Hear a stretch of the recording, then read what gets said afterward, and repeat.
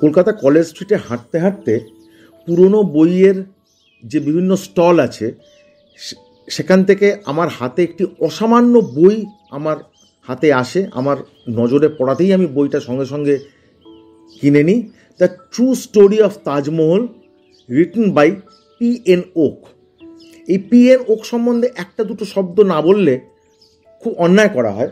P.N. Okay হলেন বিখ্যাত ইতিহাসবিদ, যিনি তাজমহলের হিস্ট্রি নিয়ে, অর্থাৎ তাজমহল কে তৈরি করেছিলেন, অর্থাৎ আরও যদি প্রিসাইজলি বলতে হয় তাজমহল শাহজাহান তৈরি করেছিলেন কি করেননি, এইটুকুর ওপরে যার অসামান্য একটা রিসার্চ রয়েছে, এবং সেই রিসার্চটাই হচ্ছে এই বইটা the true story of Taj Mahal.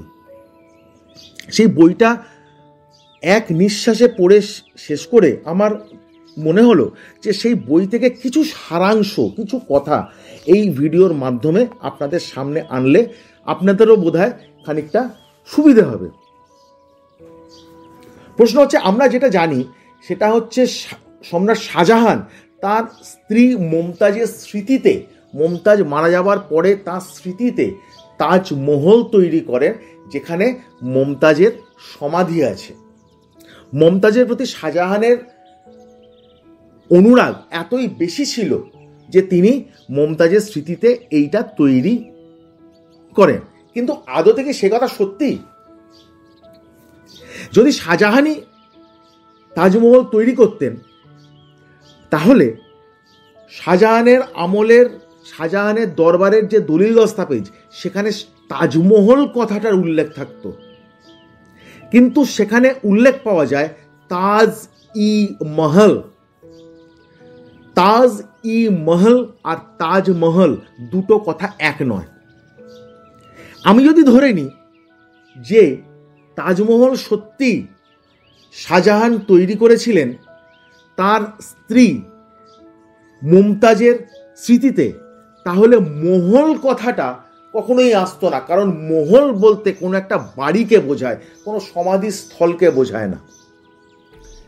তাছাড়া মহল এটা যদি কোনো মুসলিমদের ধর্মীয় নাম বা মুসলিম টার্ম হতো, তাহলে সারা পৃথিবীতে আরও কিছু জায়গা বা স্থাপত্য পাওয়া যেত যার নামে মহল কথাটা আছে। কিন্তু আফগানিস্তান থেকে আলজেরিয়া কোথাও কিন্তু এইরকম কোনো স্থাপত্য বা কোনো কিছু পাওয়া যায়নি যেখানে মহল কথাটা আছে। বরঞ্চ বলা যায় মহল কথাটা একটা বৈদিক টার্ম।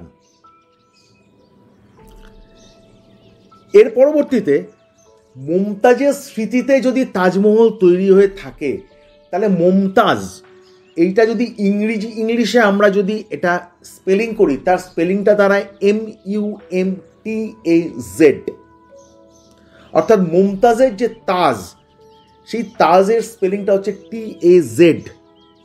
কিন্তু তাজমহলের যে তাজ, তার স্পেলিং হচ্ছে TAJ, অর্থাৎ শাহজাহানের পত্নী মুমতাজের নামের শেষ অক্ষর Z, আর তার স্মৃতিতে নাকি যেটা তৈরি হয়েছে তাজমহল, সেই তাজের শেষ অক্ষর J। যদি মুমতাজের স্মৃতিতেই এটা তৈরি হতো, তাহলে এই পার্থক্যটা আসতো না।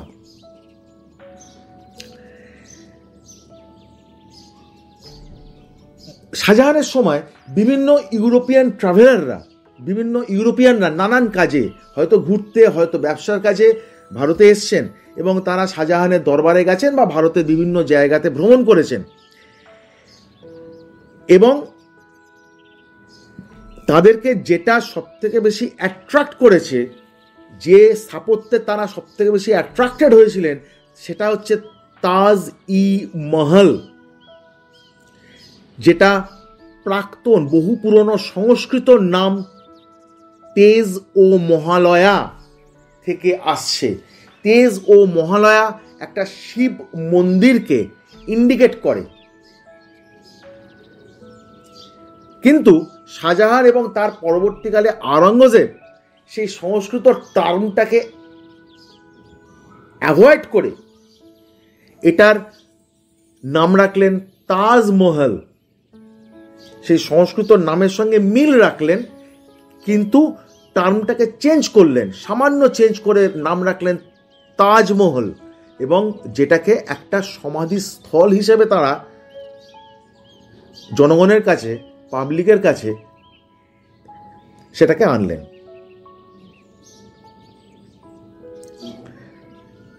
যদি এটা সত্যি মমতাজের সমাধিস্থলই হবে, তাহলে মহল অর্থাৎ বাড়ি, ম্যানশন, এই টার্মটা এখানে আসার কি প্রয়োজন?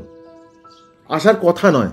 তার কারণ কোনো সমাধিস্থল কোনো বাড়ি হতে পারে না,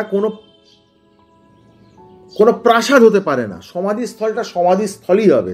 সেখানে শ্রদ্ধা জানানোর জায়গা থাকবে, শ্রদ্ধা জানানোর বিষয় থাকবে। সেখানে প্রাসাদ, মহল, এই কনসেপ্টটা সেখানে আসবে না।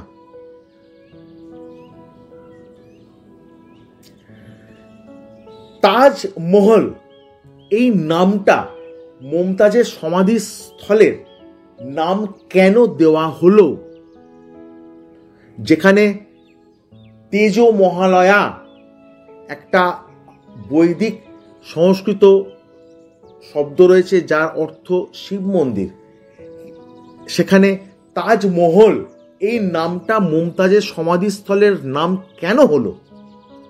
সেই সংক্রান্ত কোনো কথা মুঘল আমলের বা শাহজাহানের আমলের, শাহজাহানের দরবারের কোনো দলিল দস্তাবেজে এর কোনো ব্যাখ্যা পাওয়া যায় না। কিন্তু তাজ এবং মহল এই দুটোই কিন্তু আদি সংস্কৃত শব্দ,